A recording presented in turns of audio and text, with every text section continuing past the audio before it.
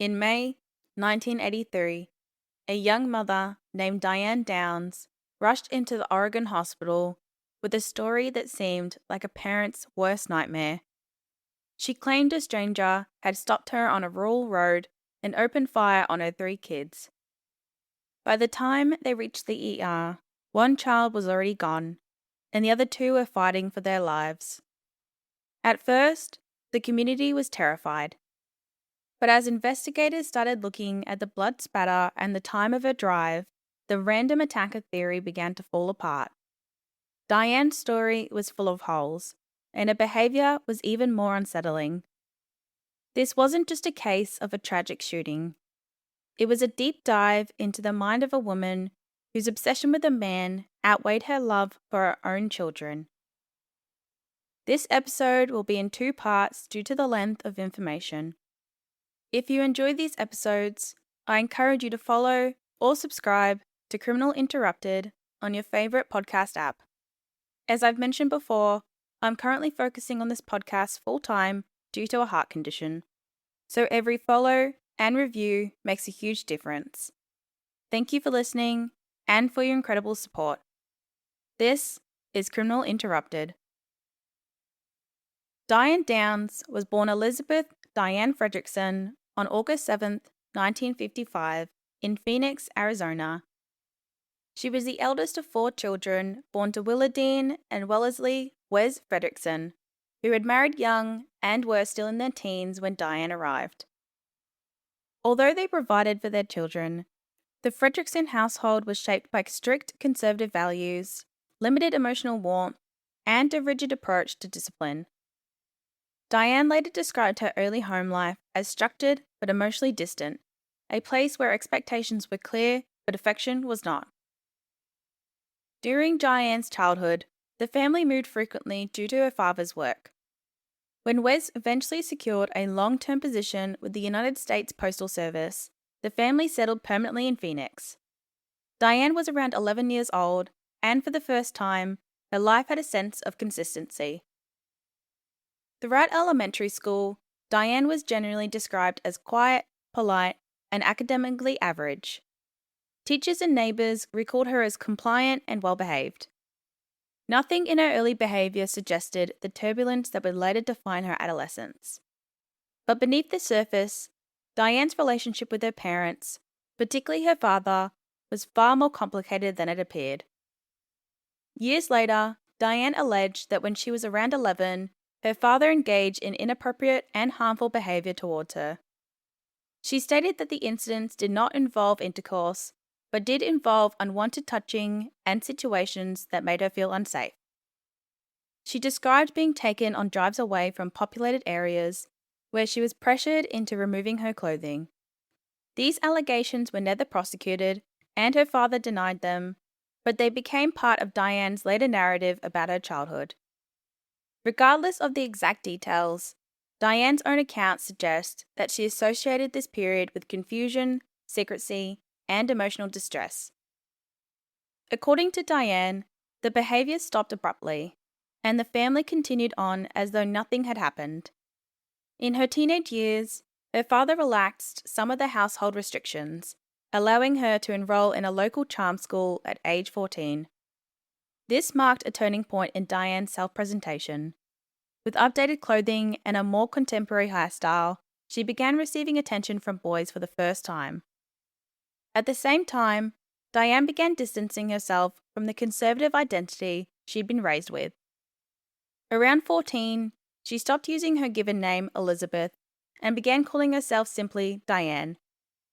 She changed her appearance dramatically, cutting her hair short, bleaching it blonde, and adopting a style that aligned more with the trends of the early 1970s than her own parents' values. For a girl who had spent much of her childhood feeling overlooked and constrained, the sudden attention from peers, especially the boys, filled a significant emotional gap. Friends and classmates later described this period as the beginning of Diane's search for validation outside the home. She struggled to feel genuinely accepted by her family and instead sought approval from others. Multiple accounts from people who knew her during this time described her as boy crazy, constantly seeking romantic attention and frequently pushing boundaries her parents had set. Dating was strictly forbidden in the Frederickson household, but Diane ignored those rules. Her behaviour created ongoing conflict at home, further widening the emotional distance between her and her parents. High school intensified these patterns. At Moon Valley High School, Diane's desire for independence clashed with her parents' expectations. She experimented with her appearance, social circles, and relationships. She became increasingly focused on gaining attention and affection. This behaviour, combined with the strict environment at home, created a cycle of rebellion, then punishment, and then further rebellion. During high school, Diane began a relationship with a 16-year-old neighbour named Steve Downs. Despite her parents' disapproval, Diane was determined to continue seeing him.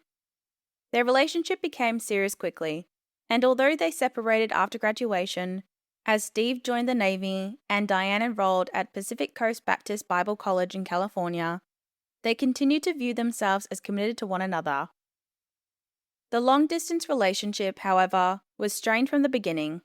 While Steve remained committed to the idea of building a future together, Diane did not. Almost immediately after arriving at Pacific Coast Baptist Bible College, she began seeking attention from other men.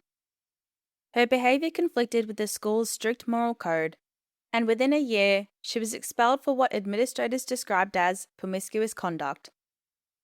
Forced to return home, Diane found herself once again under her parents' strict supervision. Around this time, Steve returned from the Navy, and the two reunited quickly. Their relationship, built more on emotional intensity than genuine stability, escalated rapidly. Both were young and eager to leave their respective home environments. They married on November 13, 1973, but those close to them later described the marriage as troubled from the outset.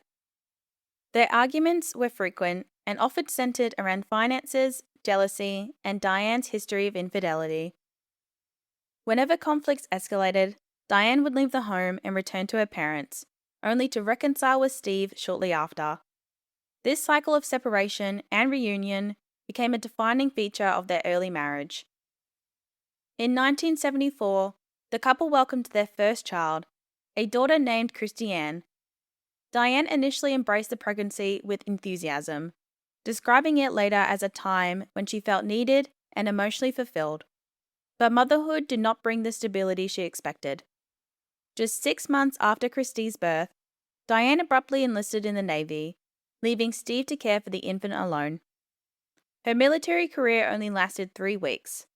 Diane first claimed she left due to severe blisters from training, but in later interviews, she offered a different explanation, alleging that she returned because Steve was neglecting their daughter. Despite the ongoing strain in their marriage, Diane and Steve had their second child in 1976. Their daughter, Cheryl Lynn, was born into a household already marked by instability and emotional volatility. The addition of another child did little to ease the tension between Diane and Steve. Their arguments continued, and both partners struggled to maintain a sense of normalcy. Diane's dissatisfaction grew, and she increasingly sought emotional validation outside the marriage, while Steve attempted to manage the household and provide for the family despite the turmoil. By the late 1970s, Diane and Steve's marriage had become increasingly unstable. After Cheryl's birth in 1976, the tension between them only intensified. Their arguments were frequent, and Diane's pattern of leaving the home with the children continued. Throughout 1976 and 1977, she would pack up the kids and run to the homes of various relatives whenever conflicts escalated. Steve would track her down, bring her back, and the cycle would begin again. Both were unhappy, but neither seemed able to break the pattern. Diane later described this period as one of deep frustration. She felt trapped, restless, and resentful of the life she had built. The responsibilities of marriage and motherhood clashed with her desire for independence and attention. Then, in 1978, the family relocated to Mesa, Arizona, where both Diane and Steve found work at a mobile home manufacturing company. The move did not bring stability, however. Diane quickly became involved with co-workers, continuing that pattern of extramarital relationships that had defined much of the marriage. During one of these affairs, she became pregnant again. This time, she chose to carry the pregnancy to term. Her son, Stephen Daniel, known as Danny, was born 4 days after Christmas in 1979. Steve knew he was not the biological father, but he accepted the child and attempted to take on a parental role regardless. But the marriage had reached its breaking point, and within a year, Diane and Steve divorced. After the separation, Diane moved in with Danny's biological father. It was during this period that those around her began noticing significant changes in her behaviour. Now free from the expectations of marriage and from the conservative values she had been raised with, Diane seemed to distance herself not only from Steve, but from her responsibilities as a mother. The emotional fulfillment she once claimed to find in pregnancy and early motherhood had faded. She preferred to work, to be out of the house, and to leave the children with any babysitter she could find. One babysitter later recalled an incident that, in hindsight, felt deeply troubling. She described Diane as someone who, quote, put everything before those kids, end quote, often pushing Danny away when he sought attention. But it was Cheryl who revealed the most concerning glimpse into the emotional climate of the home. After being told to sit quietly for jumping on a bed, Cheryl looked up and asked the babysitter, quote, do you have a gun here, end quote. When the sitter said no, Cheryl replied with, quote, I want to shoot myself. My mum says I'm bad, end quote. Cheryl was only 6 or 7 years old at the time. By 1981, Diane secured a full-time position with the U.S. Postal Service and was assigned to the Chandler, Arizona branch. It was there that she met co-worker Lou Lewiston. Their relationship developed quickly, and Diane became deeply attached to him. For the first time, however, it was the other person, not Diane, who controlled the direction of the relationship. Lou eventually ended their affair and reconciled with his wife, a decision Diane struggled to accept. When Lou walked away, Diane appeared blindsided. She left Arizona soon afterwards, returning to Oregon to be near her parents. But even after the move, she continued writing letters and making phone calls to Lou, unable or unwilling to let go of the relationship. I will go into this a bit later on, though. Around this same period, Diane had also taken on a surrogacy contract. For Diane, pregnancy was emotional currency. She often described feeling more loved, more needed, and more important when she was expecting. It was one of the few periods in her life when she believed she had purpose. It also became a practical solution to her financial instability. By the early 1980s, Diane was a single mother struggling to support 3 children on a postal worker's salary. When she learned about commercial surrogacy, she saw an opportunity. In 1982, she entered into a formal surrogacy contract and was paid $10,000 to carry a baby for another couple. She named the little girl Jennifer before handing her over to the intended parents. But the process revealed something deeper. Before being accepted, Diane underwent multiple psychological evaluations and failed 2 of them. One examiner noted traits consistent with psychosis, and another flagged her impulsivity and emotional instability. Despite these warnings, the surrogacy agency approved her anyway, a decision that would later draw scrutiny. The experience didn't resolve her instability, though. It intensified it.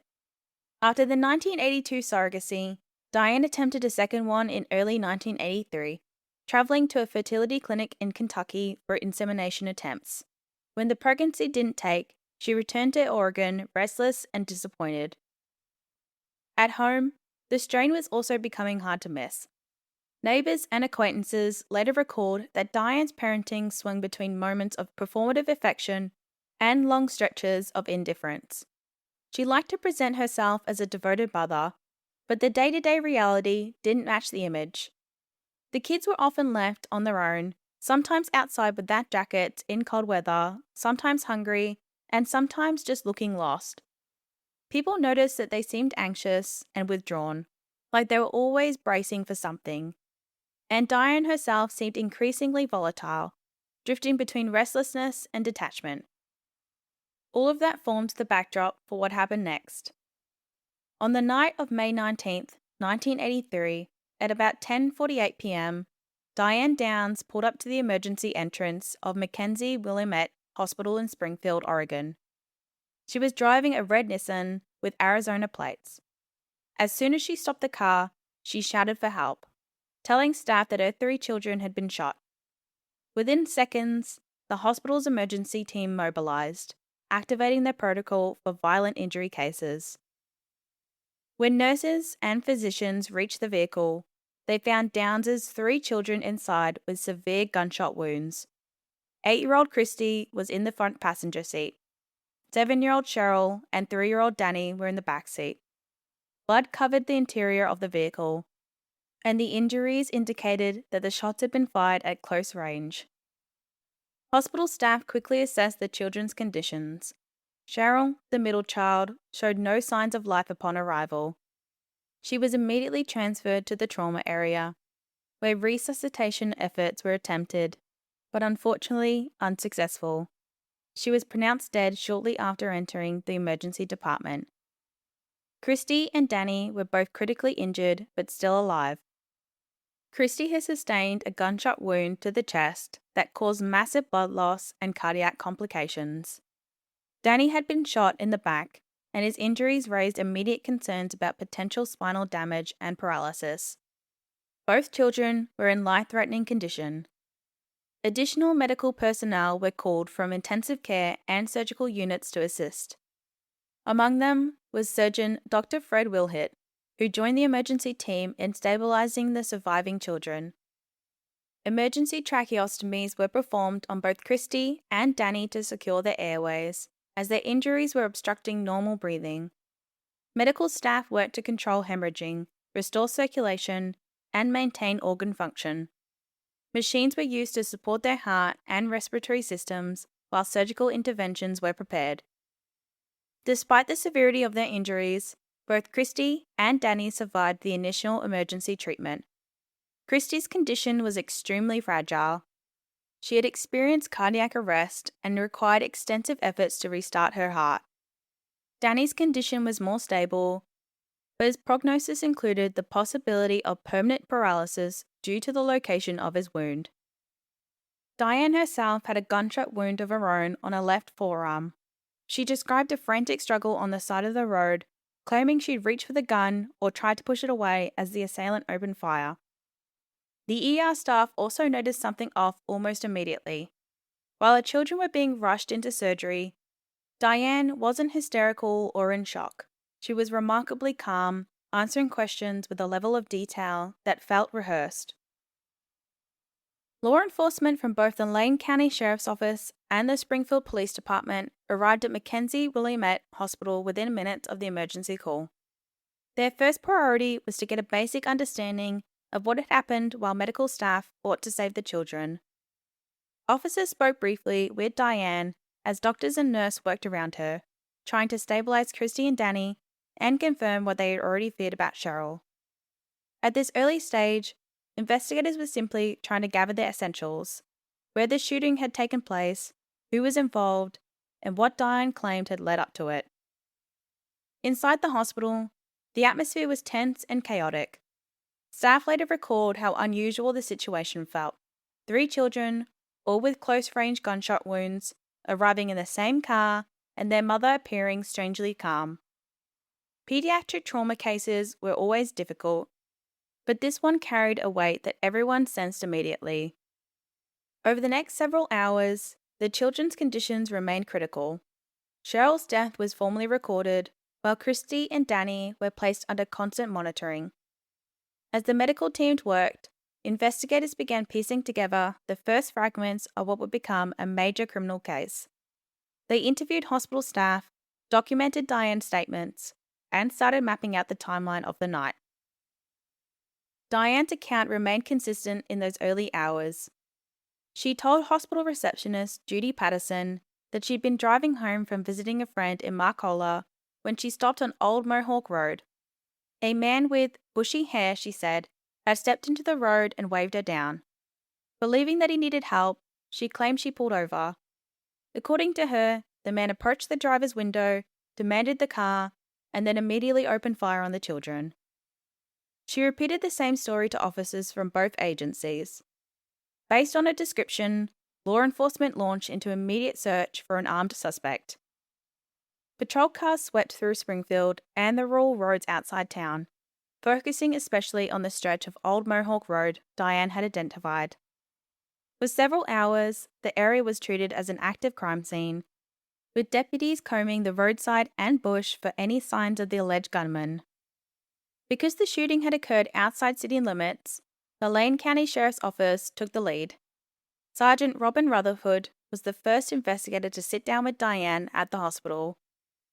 When he arrived, medical staff were treating the small wound on her left forearm, noted as a superficial injury that was more like a scrape than a gunshot.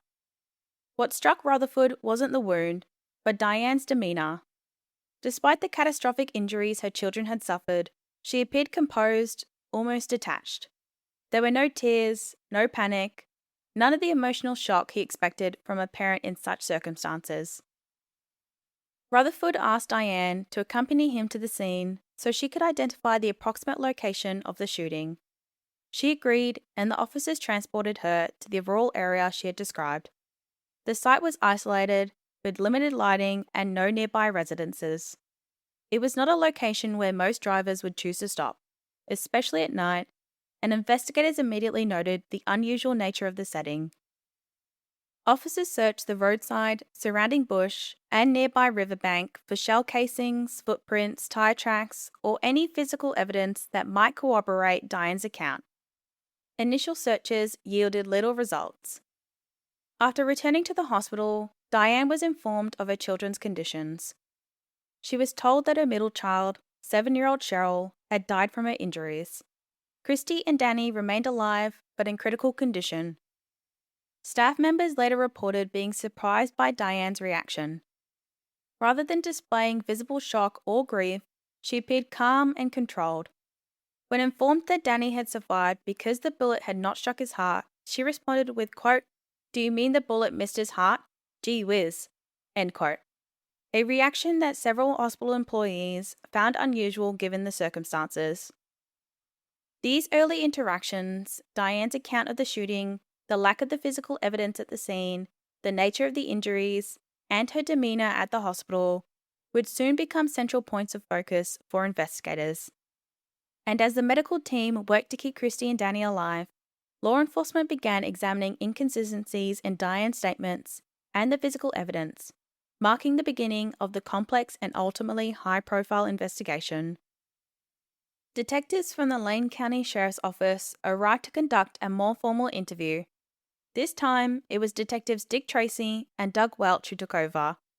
They had not been present for earlier conversations with Diane, nor had they accompanied her to the scene.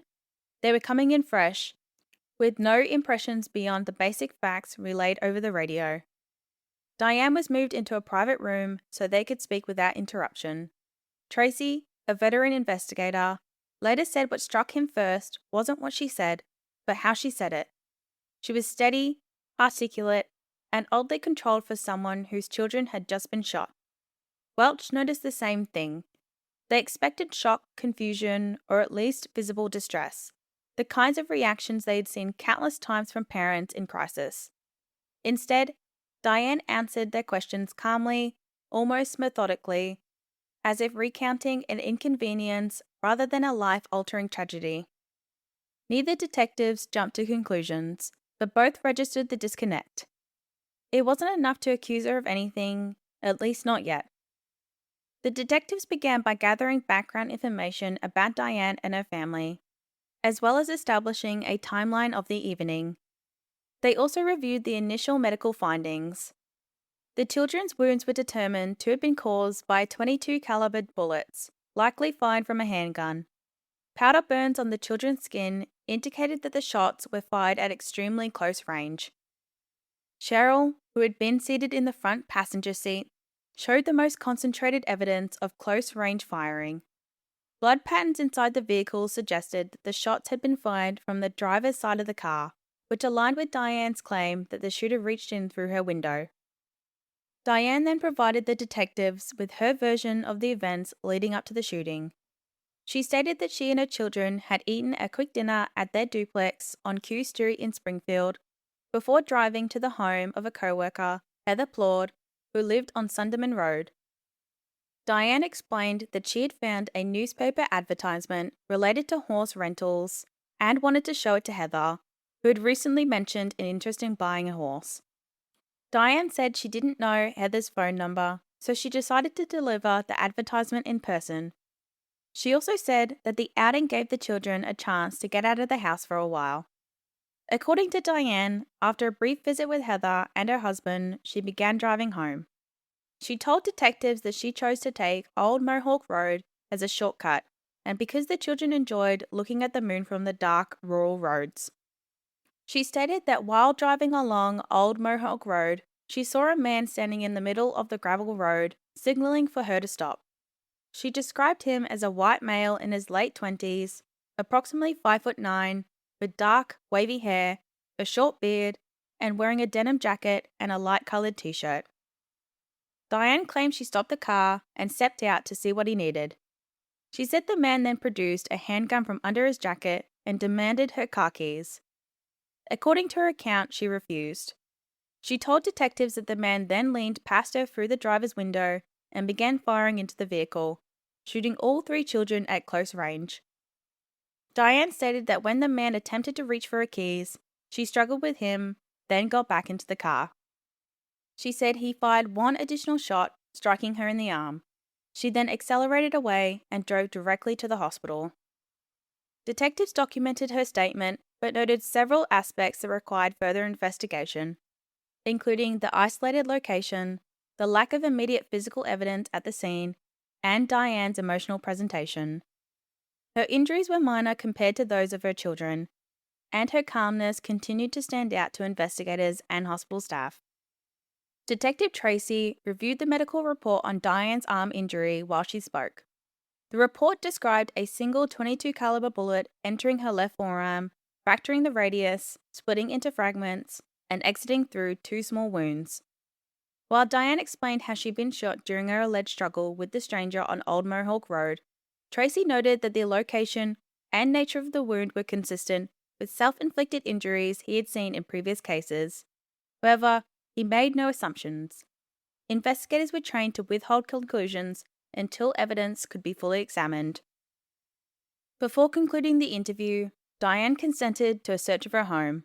She informed detectives that she owned 2 firearms, a .38 caliber handgun she claimed to keep for protection on her postal route, and a .22 caliber rifle stored at home. She stated that neither weapon had been used recently. 1 firearm was located in the trunk of her car, wrapped in cloth, and the other was found on a shelf inside her residence. While detectives continued speaking with Diane, other officers were already processing evidence. The red Nissan Pulsar was secured and prepared for transport to the crime laboratory. At the morgue, Sergeant John Peckles photographed Cheryl's wounds for documentation. Behind the emergency department, Detective Ray Paul collected the children's blood-soaked clothing, which would later be analysed for gunshot residue, bullet trajectory, and other forensic indicators. Later that night, Diane was permitted to enter the intensive care unit to see her surviving daughter, Christy. Several nurses and an investigator were present. Staff members later reported that Diane's interaction with Christy appeared unusually detached. When she told Christy she loved her, her tone was described as tense and lacking warmth. Investigator Paul Alton observed Christy's physiological response on the heart monitor. Her pulse, which had been elevated but stable, increased sharply when Diane approached and took her hand. Medical staff also noted this reaction, as it suggested fear rather than comfort. The following morning, detectives began verifying Diane's account of the evening. Officers visited the home of Heather and Chris Ploud, the co-workers Diane claimed she'd visited shortly before the shooting. Heather confirmed that Diane had stopped by to show her a newspaper advertisement related to horse rentals. The visit had been brief, but nothing appeared unusual at the time. Meanwhile, under the supervision of Detectives Tracy and Welch, Oregon State Police conducted a search of Diane's Springfield residence. Several items were collected, including her diary, the .22 caliber Glenfield rifle she'd mentioned, and a box of .22 caliber ammunition. The ammunition was the same caliber as the bullets removed from the children's bodies. though further ballistic testing would be required to determine whether the rounds matched the weapon used in the shooting. One item in the home drew particular attention from Detective Tracy: a framed photograph of a bearded man displayed prominently on top of the television.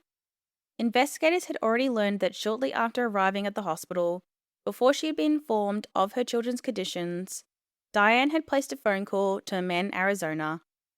She had not contacted her ex-husband, Steve Downs, nor any immediate family members first. Instead, her priority had been reaching out to this individual. The photograph appeared to depict the same man she had called. Tracy made note of this detail, recognizing the identity of the man and the nature of their relationship could become relevant in the investigation. At this time, detectives were still working to determine whether the shooting was connected to a stranger, as Diane had claimed, or whether the motive might lie elsewhere. Deputy District Attorney Fred Hughey became involved in the case almost immediately after the shooting. Assigned by Lane County District Attorney Pat Horton, Hughey's role was to follow the investigation from its earliest stages in anticipation of a potential prosecution. Although he was relatively new to the DA's investigative team, he quickly sensed that the circumstances surrounding the shooting were not aligning with the account provided by Diane Downs. When Hughey visited the hospital to observe the surviving children, Christy and Danny, he was struck by their condition and by their reactions to their environment.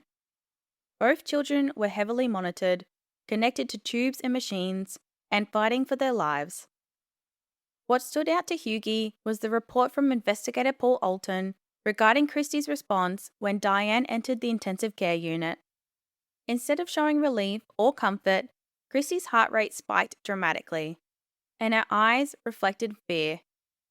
This reaction was inconsistent with what investigators would expect from a child seeing a parent after a traumatic event. Based on these observations, Hughey requested that a guard be stationed outside the children's hospital room at all times. He also arranged for a child psychologist to remain with Christy during the day. The goal was to establish a sense of safety and trust so that once Christy was physically stable, she might be able to communicate what she remembered about the shooting. As investigators continued interviewing Diane, they noticed that her account of the events on Old Mohawk Road began to shift in small but significant ways. Details about the shooter's position, her own movements, and the sequence of events changed slightly with each retelling. These inconsistencies raised concerns, especially given the lack of physical evidence supporting the presence of an unknown assailant. Detective Welch traveled to Arizona to interview Diane's ex-husband, Steve Downs. Welch found Steve cooperative and forthcoming. Steve described Diane as someone who frequently engaged in extramarital relationships and said their marriage had been marked by instability. Despite this, he expressed genuine concern for the children and made immediate plans to travel to Oregon to be with them. During this interview, Welch asked Steve about Diane's firearms. Steve stated that Diane had owned 3 weapons: a .22 caliber rifle, a .38 caliber revolver, and a .22 caliber Ruger Mark IV 9-shot semi-automatic pistol. This information contradicted Diane's earlier claim that she owned only 2 firearms. Steve explained that Diane had practiced shooting at a local range and carried weapons for personal protection on her postal route. Welch also asked Steve whether he believed Diane was capable of harming the children.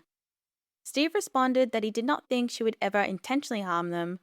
However, he acknowledged that Diane had been involved in a long-term affair with a married co-worker in Arizona.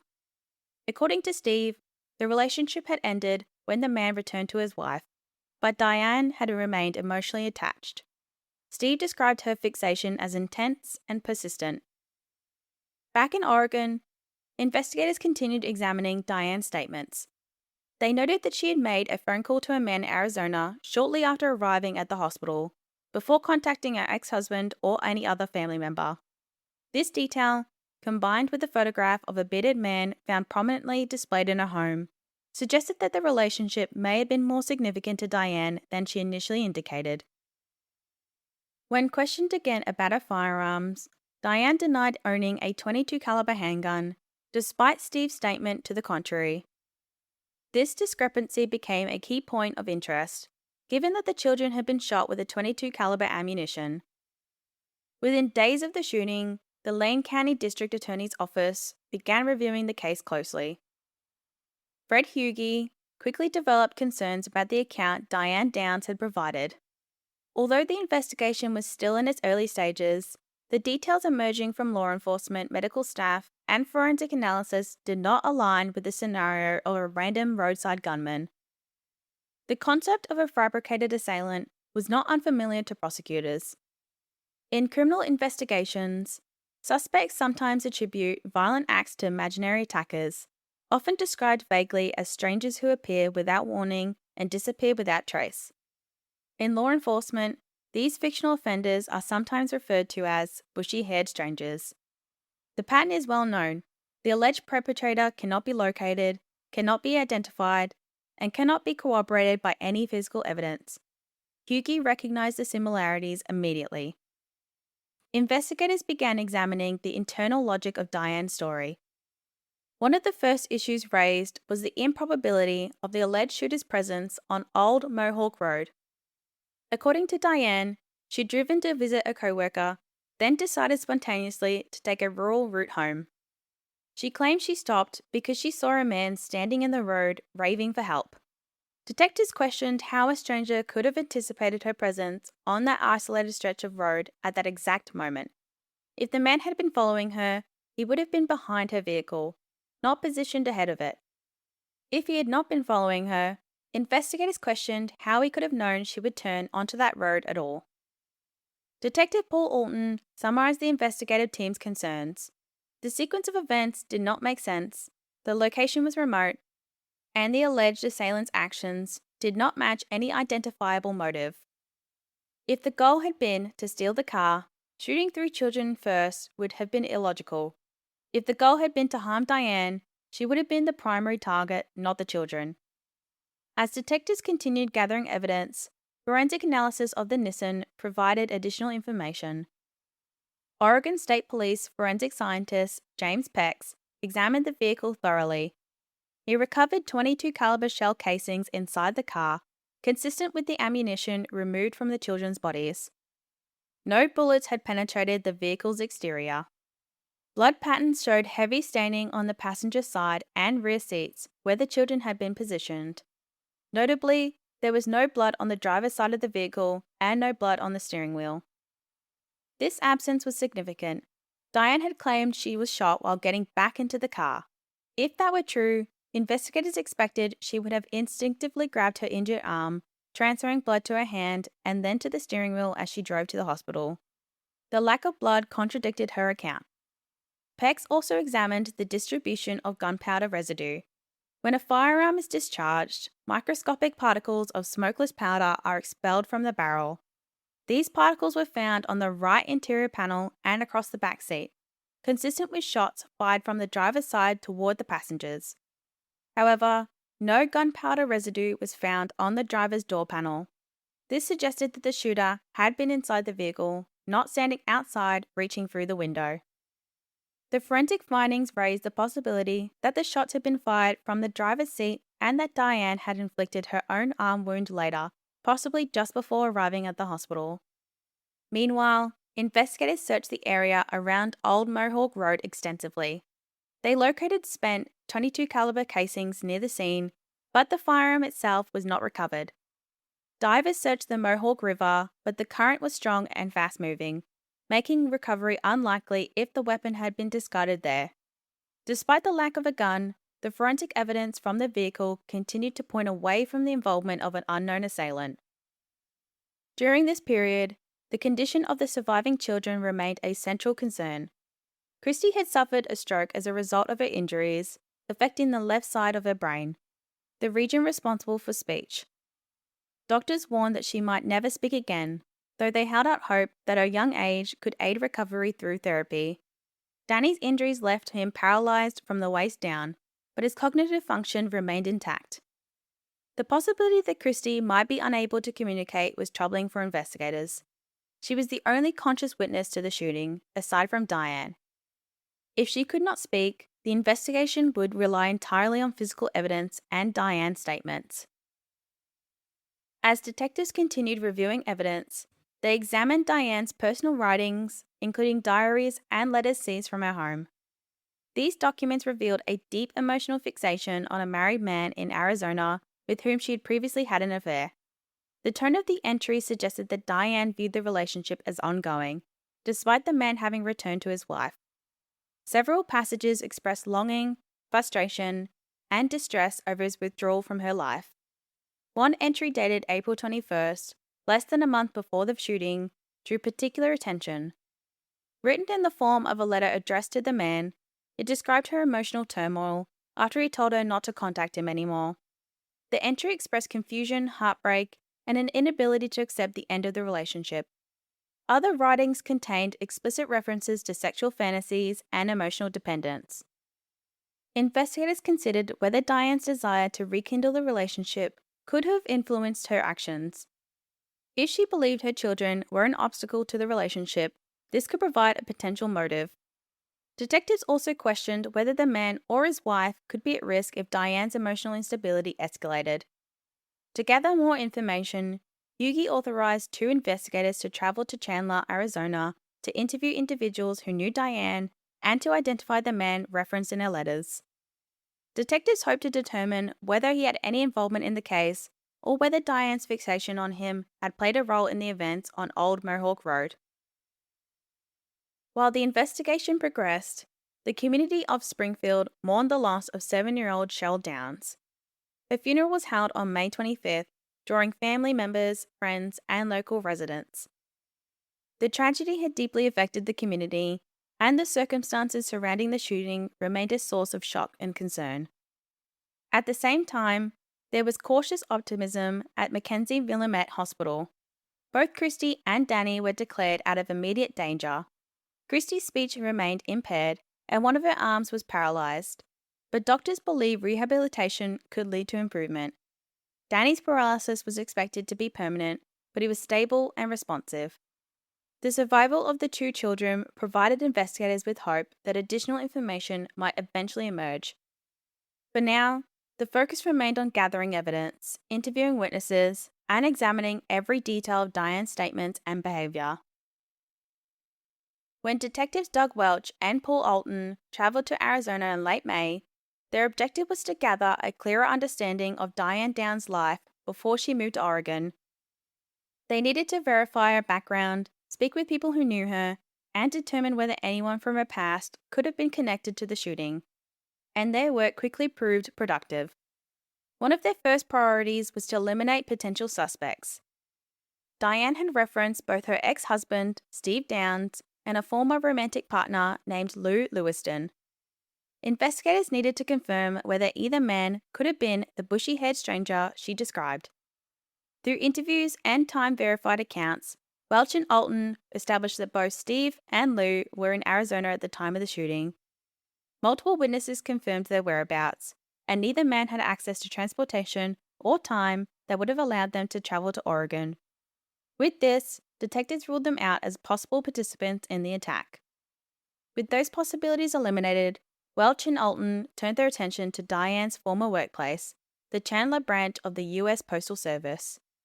They interviewed numerous co-workers, supervisors, and acquaintances who had interacted with her during her time there. The responses varied, but a consistent pattern emerged.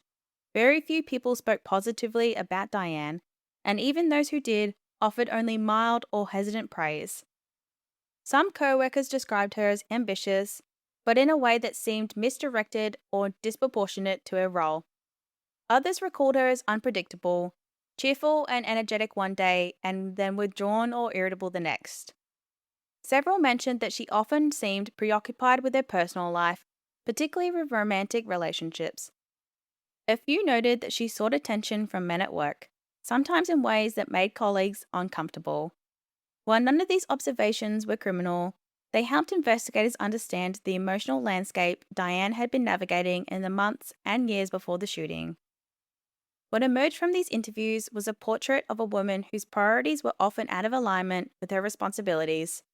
She could be assertive and determined, but her determination did not always serve her well. She was known to pursue relationships intensely, sometimes with little regard for boundaries or consequences. At the same time, she held strong opinions about what she considered appropriate behaviour, a contradiction that several workers found difficult to reconcile. For example, she refused to deliver certain adult magazines on her route, citing moral objections, yet openly discussed her own romantic and sexual pursuits with colleagues. As Welch and Alton continued their inquiries, they also sought to understand the dynamics of Diane's relationships in Arizona. One relationship in particular, with co-worker Lou Lewiston, became a focus of their interviews. Lou agreed to speak with investigators at his home and insisted that his wife, Nora, be present. He was cooperative and direct, acknowledging the affair and expressing regret for the impact it had on his marriage. He made it clear that he and Nora had reconciled and that he wanted no further involvement with Diane. Lou explained that he had met Diane at the Chandler post office in late 1981, shortly after her divorce from Steve Downs. He described her as flirtatious and attention-seeking, someone who presented herself in a way that drew notice. Their relationship escalated quickly into an affair. Lou admitted that he initially believed it would be brief, as Diane's previous relationships had been. However, he soon realized that Diane was becoming increasingly demanding of his time and attention. She pressured him to leave his wife and expected the relationship to continue indefinitely. As the affair progressed, Lou found himself overwhelmed. He described being with Diane at work during the day and then seeing her again at night, leaving little time for anything else. When he attempted to end the relationship, Diane reacted with anger and distress. According to both Lou and Nora, Diane showed up at their home uninvited, pounded on their door throughout the night, and called repeatedly.